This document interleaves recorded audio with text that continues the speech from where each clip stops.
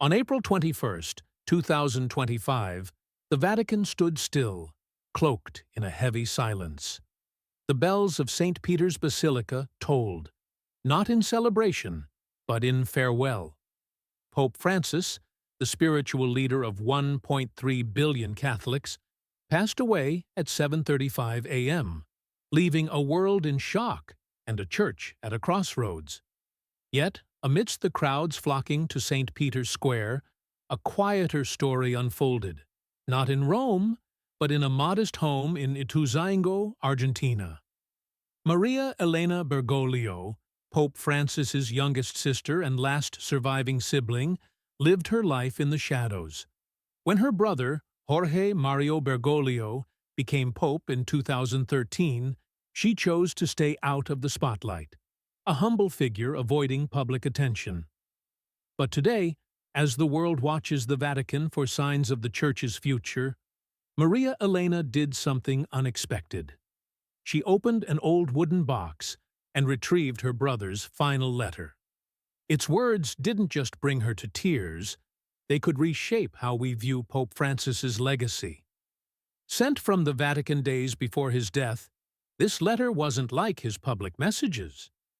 It was a note from Jorge, the brother, to Maria Elena, carrying a secret, a clue about his successor. He didn't name anyone, only spoke of one who carries the light of mercy. Why would a famously humble pope choose such a cryptic way to address the Church's future? And why entrust this secret to his sister, who never sought fame? Jorge and Maria Elena grew up in a working-class Buenos Aires family, where love outshone scarce finances. As the eldest surviving son, Jorge became the family's anchor after their father's death, working odd jobs to support his mother and siblings. At 21, he felt God's call and promised Maria Elena, "I'll always be with you." Through letters, he kept that promise, despite the growing distance. This final letter, though, carried a heavier burden. It wasn't just a goodbye, it was a message about the Church's future, and Maria Elena must now decide what to do with it. Maria Elena sits in her dimly lit Ituzaingó home, holding her brother's final letter. Pope Francis's trembling words are more than a farewell. They're a spiritual riddle about his successor. He wrote, "Maria, seek the one with humble eyes, a heart for the poor, and courage for truth. No name, no face, just a vision." Why this mystery, and why through his sister? Pope Francis, once Jorge Mario Bergoglio, was known for simplicity.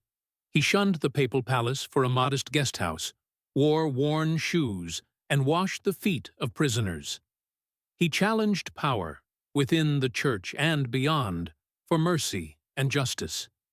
Yet his reforms sparked division, praised by some, criticized by others.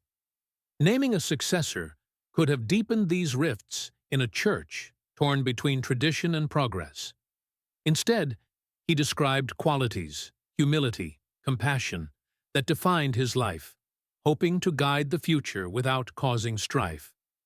Maria Elena was the natural confidant. From childhood, she was Jorge's trusted ally, from Buenos Aires streets to his moment as Pope on St. Peter's balcony. In the letter, he urged her to find the one who carries mercy's light, not in Vatican halls, but among the poor and forgotten.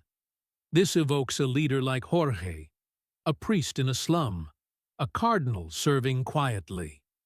Or perhaps it's a call for all to embody mercy? Reading the letter, Maria Elena feels the weight of her brother's trust. She's no theologian, just a sister who knows Jorge's heart. She recalls his stories of Buenos Aires's poor, his belief that kindness changes the world. The letter isn't just about a new pope. It's about keeping his legacy alive. But as word of the letter spreads, pressure mounts. Some call it a Vatican secret, speculating it names a hidden cardinal. Others fear it could divide the Church. Maria Elena, used to a quiet life, faces a choice: stay silent or share Jorge's light. The world awaits the conclave, but Maria Elena's journey is just beginning. She holds a message that could inspire millions or spark controversy. What will she do with her brother's final words, and how will they shape the Church's path? As Maria Elena folds her brother's letter, the candlelight in her room seems to glow brighter. Pope Francis's words, "Seek the one who carries mercy's light," become her guide.